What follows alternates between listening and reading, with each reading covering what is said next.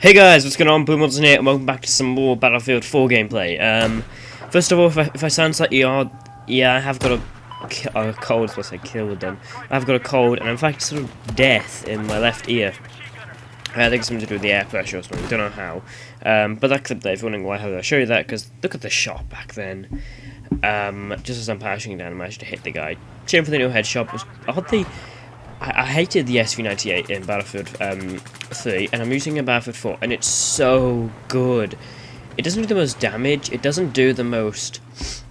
It's not the most accurate, it doesn't have the most range, but it suits me. It has the best hipfire of snipers. I'm pretty sure it has the least damage. It's one of the only snipers that won't kill somebody if you hit them around the bottom chest area. It obviously does, like, it just there, as you're sure if it hits the top chest area.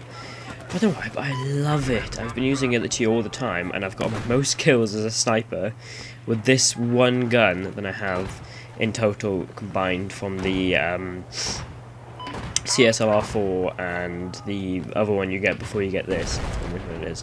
But I hate the CSLR4 and the one you get before you get this one. But today, before I moan on about, oh, I'm so well and oh, I'm so bad, today's video is basically about... Do you think the release of Battlefield 4 was a letdown, and will it begin to change? Because when Battlefield 4 first came out, obviously it wasn't really that good. There were quite a lot of faults, quite a lot of problems, and the game didn't really seem finished. Now, after a bit, the game is better. Although yesterday I was playing, in fact 2 days ago, I was playing a Siege of Shanghai and the game crashed and I couldn't join another game because it said I need to close it via Task Manager, although it already was closed. So it's still not perfectly fine, and as well yesterday when I was trying to record all this gameplay, it still crashed. I was playing a whole round of Rush. I still got some gameplay and I got some from one round that worked and one round that didn't. I can only play like 10 minutes and Siege of Shanghai crashes. It's a shame because I love that map.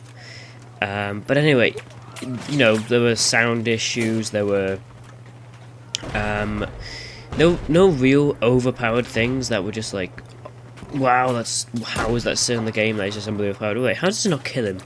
As far as I know, a sniper bullet to the throat or the nose, which is where I can see the guy, is a kill. That should have killed him. And somehow the guy's nose now has like a giant bullet-sized hole through it, and the guy's still living perfectly fine.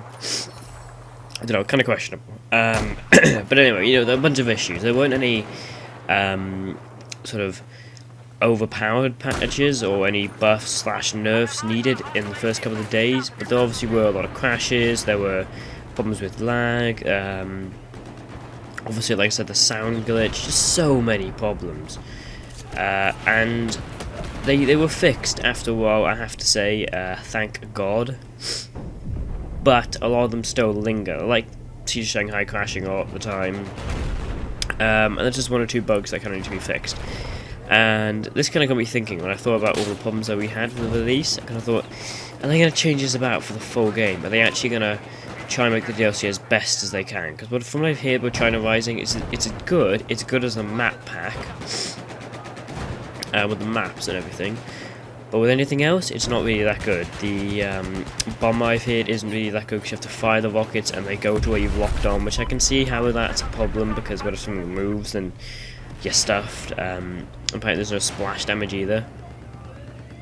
But you know, it seems good. Not amazing, but it seems good. And hopefully in the future for the rest of the DLCs, which are Second Assault, which is already out on Xbox One, but not PC, it'll come out around about January, February time. It's Naval Strike, which I'm quite excited for. And if you hear anything about the Megalodon, which is supposed to be in this game, it's a DLC thing, Jack Fags has been talking about it a lot, and I reckon it's going to come out in Naval Strike.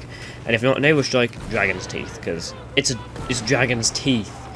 You know, dragons are prehistoric, sort of. I'm Welsh, so I know what a dragon is like, especially.